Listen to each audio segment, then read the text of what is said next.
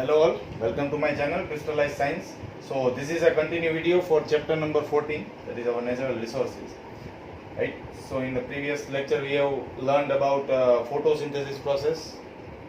Right. And in today's lecture we will see how air flows actually. Actually you must be familiar with sea breeze and land breeze. So the same topic is given over here but in a deep way. Okay. So let's start. Say I made flow chart to give you a brief idea. See, sun is there, sun is heating, right? Sun, due to the sun's temperature, air will get heat. Air is present in the atmosphere, it will be heated. Due to the heating process in air, it will change its state, right? It will be converted into gaseous state. Actually, air है वो भी gaseous state में, पर वो और gaseous state में चला जाएगा, ठीक है? क्योंकि इसका टेम्परेचर बढ़ गया. ओके, चलो ये तो हमें मालूम पड़ गया कि एयर में वाटर वेपर एक्चुअली प्रेजेंट क्यों होता है.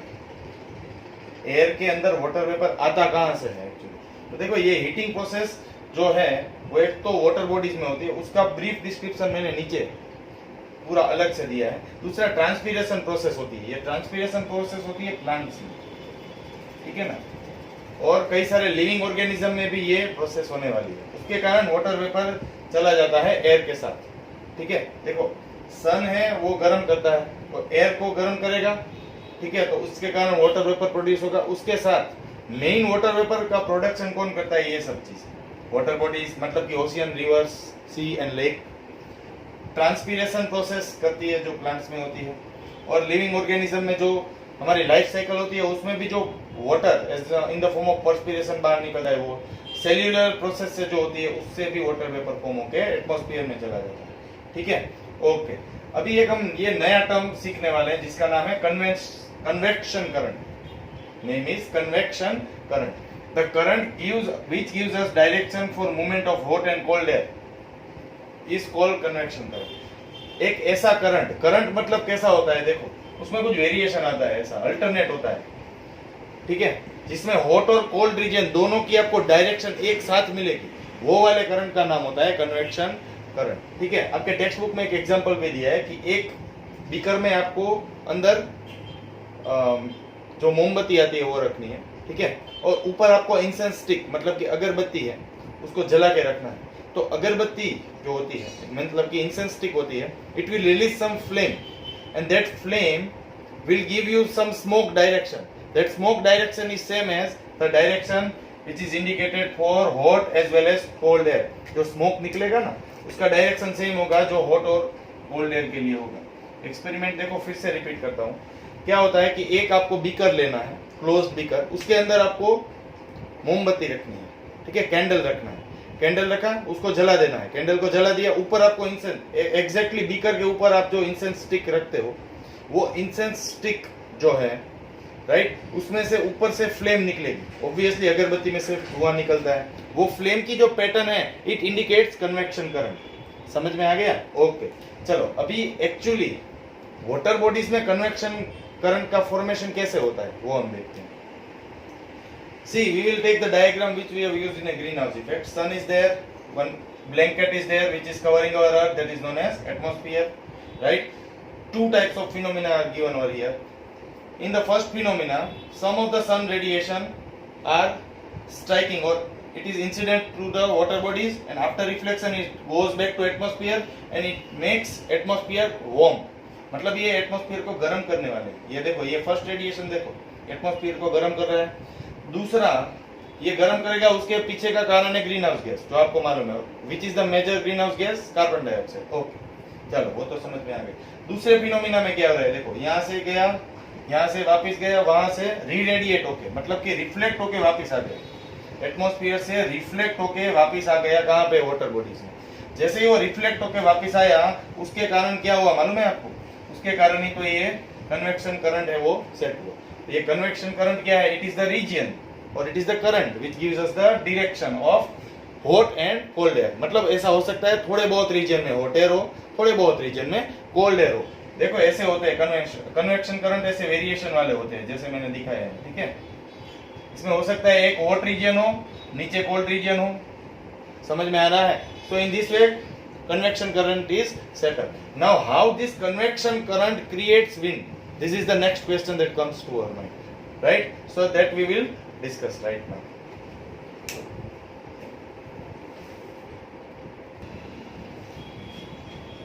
See, so let us continue and let us clarify our question, that is how convection current plays an important role in movement of air, that is wind. So see, I have mentioned 3 diagrams over here. So let's start with this diagram. See, I have written over here that air is heated slower due to water bodies while air get heat faster due to land. जमीन से air फटाफट गर्म हो जाएगी और water body से ये थोड़ा टाइम लेगी हीट होने में, ठीक है. Same applies for cooling effect. देखो वाटर बॉडीज रात को धीरे धीरे ठंडी होगी और उसके सामने लैंड है वो फटाफट ठंडा हो जाएगा. समझ में आ गया? वाटर बॉडीज को ठंडा होने में टाइम लगेगा, सेम वे लैंड है वो फटाफट ठंडा हो जाएगा, ठीक है. ये सब चीज को समझने के लिए ये 2 डायग्राम समझने पड़ेंगे, ठीक है. ये इससे कनेक्टेड है, ये इससे भी कनेक्टेड है, ठीक है. डे टाइम में हम इसको फॉलो करेंगे, ये ब्लू मार्कर से जो मैंने हीटिंग इफेक्ट लिखा है क्योंकि सन प्रेजेंट होता है, और नाइट टाइम में हम ये कूलिंग इफेक्ट वाला टॉपिक यहाँ पे देखेंगे, ठीक है. तो ये पूरा आपको सी ब्रीज और लैंड ब्रीज के बारे में समझ में आएगा. Sea breeze and land breeze, ये सी ब्रीज है, ये लैंड ब्रीज है. समझ में आ गया? ब्रीज, सी ब्रीज क्यों बोलते हैं? क्योंकि सी से ठंडी हवा आ रही है. लैंड ब्रीज क्यों बोलती है? क्योंकि लैंड से ठंडी हवा है वो सी की तरफ जा रही है. कैसे? चलो समझते हैं. ओके, चलो. दिन में क्या होता है? Sun, due to sun there is a warm effect और the temperature is too high, that's why land and sea both are heated, right, due to sun. Okay, now what we have what over here, that land heats faster. Land है वो फटाफट गर्म हो जाएगा, तो सी भी गर्म होगा पर इसके कंपैरिजन में ये टाइम लगाएगा. उसका मतलब क्या हुआ बताओ? उसका मतलब ये हुआ इसके ऊपर ज्यादा वार्म एयर है. वार्म एयर है वो जनरली ऊपर जाती है, ज्यादा गैसियस स्टेट में ज्यादा पार्टिकल एक दूसरे से अलग अलग होते हैं. चलो ये तो समझ में आ गया. इसके कारण क्या हुआ? वार्म एयर सब ऊपर चली गई तो यहाँ पे लो प्रेशर क्रिएट हुआ, प्रेशर थोड़ा कम हो गया, ठीक है. और आपको मालूम है जनरली एयर है वो high pressure to low pressure flow होती है. कोई भी चीज, एयर है या वाटर है, वो high pressure to low pressure flow होता है. तो यहाँ पे लो प्रेशर मतलब यहाँ पे एक लो प्रेशर बन गया है, ठीक है. तो अब क्या होगा? देखो यहाँ पे कोल्ड एयर है ऑब्वियसली, क्योंकि पानी थोड़ा ठंडा है, हीटिंग होने में टाइम लगता है, तो ये ज्यादा ठंडा है. गर्म करने की सन ट्राई कर रहा है पर अभी तक वो गर्म नहीं हुआ है इतना. तो cold air is there, cold air creates high pressure.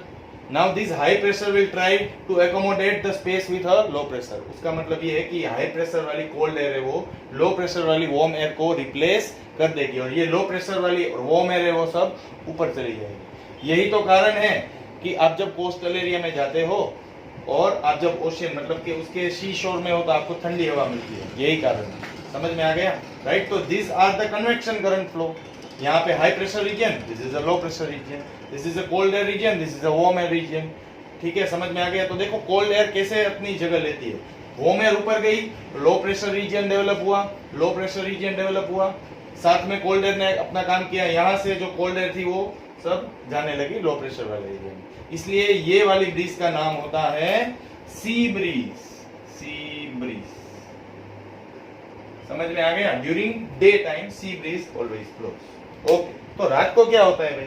देखो रात को क्या होता है, this is a night scenario. तो देखो रात को यहाँ पे पहले हमें समझने आना पड़ेगा. देखो रात को वाटर बॉडीज को ठंडा होने में टाइम लगेगा, लैंड को ठंडा होने में टाइम नहीं लगेगा, फटाफट लैंड है वो ठंडा हो जाएगा. ओके, चलो ये तो समझ में आ गया. अभी आगे जाते हैं. देखो दोनों ठंडा होने की कोशिश कर रहे हैं, पर सबसे ज्यादा कौन ठंडा होगा बताओ? सबसे ज्यादा ठंडा हो जाएगा, सबसे पहले ठंडा कौन होगा? देखो यहाँ पे आ जाओ. कूल्स फास्टर, इसका मतलब ये फटाफट ठंडी कूल एयर है वो प्रोड्यूस करेगा. तो जहाँ पे कूल एयर है वो कौन सा रीजन होता है? High pressure. तो ये हाई प्रेशर हो गया. ओके, और ये तो अभी वार्म है, उसको ठंडा होने में टाइम लग रहा है, तो ये लो प्रेशर रीजन हो गया. ओके, तो क्या होगा? ये वार्म एयर सब ऊपर चली जाएगी. इससे टोटली रिवर्स प्रोसेस ये होगी, इसकी रिवर्स प्रोसेस. इसमें वार्म एयर लैंड से ऊपर जा रही है, इसमें वार्म एयर ओशियन या सी से ऊपर जा रही है. तो यहाँ पे लो प्रेशर रीजन क्रिएट हुआ.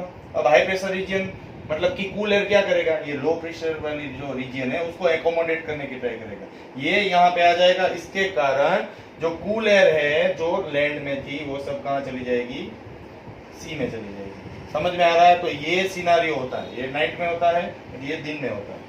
इसको हम बोलते हैं लैंड ब्रीज। क्यों लैंड ब्रीज बोला? Because the wind flows from land to sea, here the wind flows from sea to land. इसको हम बोलेंगे लैंड ब्रीज, लैंड ब्रीज। ठीक है, तो ये हो गया आपका पूरा topic over, movement of air that is wind. You can draw the diagram for your exam, you can draw for your understanding purpose. ये मैंने बनाया है मेरे अंडरस्टैंडिंग और इमेजिनेशन से, आप भी खुद बना सकते हो। ठीक है, and you can also write in your paper, it's too easy to understand. हमेशा एक चीज याद रखना, पानी हो एयर हो सब high pressure to low pressure region में फ्लो होने वाले हैं। इसीलिए सी में से जो ठंडी हवा थी वो गर्म हवा को रिप्लेस किया, और रात के समय में लैंड में जो ठंडी हवा थी उसने जो सी की गर्म हवा थी उसको रिप्लेस कर दिया। Hopefully you have understood this topic very well of movement of air that is wind. So learn well, मेहनत करो, डेडिकेशन से पढ़ो, राइट। ये सब टॉपिक बहुत ही इजी है, फिजिक्स से तो बहुत इजी है एक्चुअली, राइट। तब तक पढ़ते रहिए। Do like, subscribe and comment my channel. Thank you.